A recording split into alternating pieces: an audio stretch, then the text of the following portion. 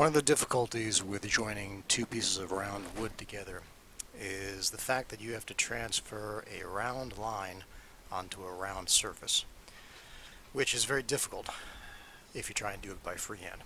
So I found the best way to do this is to take a dowel that is the same diameter that you're going to join, and then take a Forstner bit that is also the same diameter, and to make yourself a sort of a 3D template, if you will.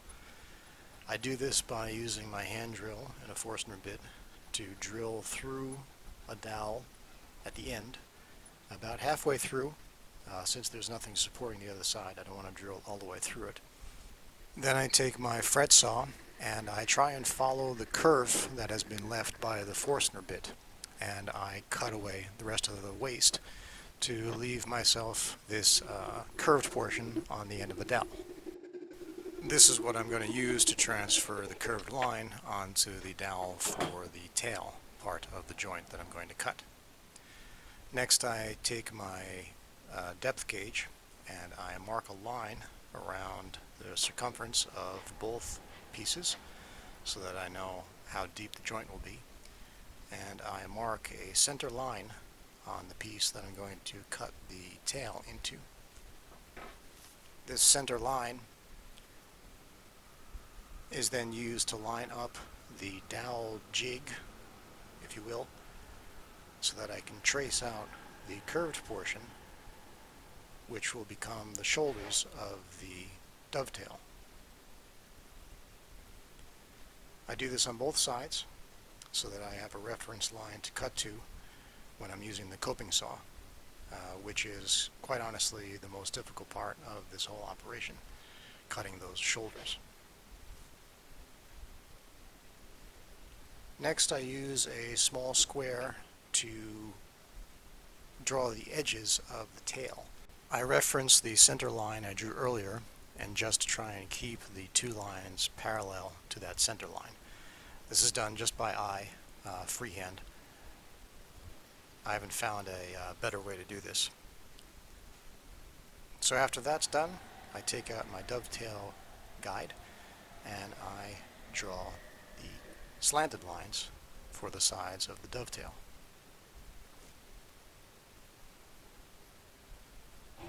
And then it's off to cutting. Again, this is all done freehand. With this portion of the task, it's important that the lines for the sides of the tail go all the way down to that curved line, and that they are the same height on both sides.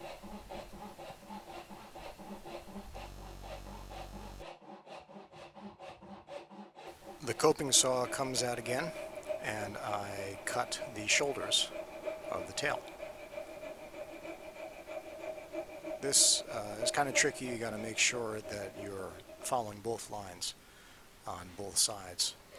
I then use the brace with the Forstner bit in it again to cut a very small flat part on one side of the tail.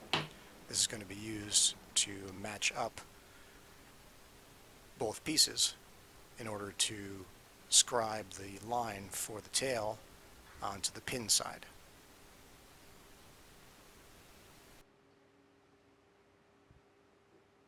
After this is done, I take some painter's tape and I wrap it around the dowel at the place where the line was that shows the thickness. This just helps me to see the line better. My eyes have gotten worse as I've gotten older, and it's a really good trick.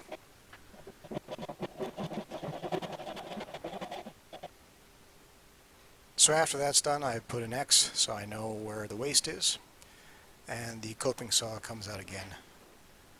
And I try and follow that line marked by the tape almost exactly, so that I don't have to use a chisel and flatten out the bottom of the pin side of the joint. And then it's time for a test fit.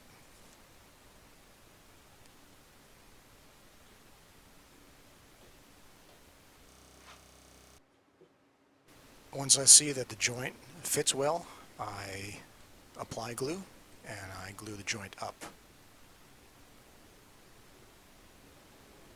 wipe away the excess glue, and then let it dry for a little bit.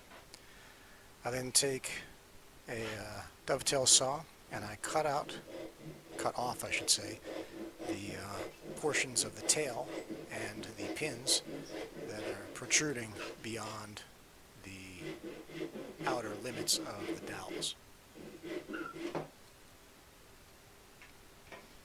Then I take a saw rasp and file off those edges so that they're smooth, and I get a nice smooth round finish on all ends of the joint.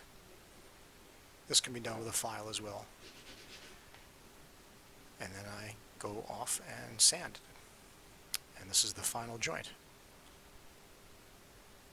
As you can see, there are a couple gaps, one on each side, because of the nature of the shape of the tail. So I just use the old sawdust and glue trick to fill those gaps. And then I let that dry and I sand it all up. And this is your finished product.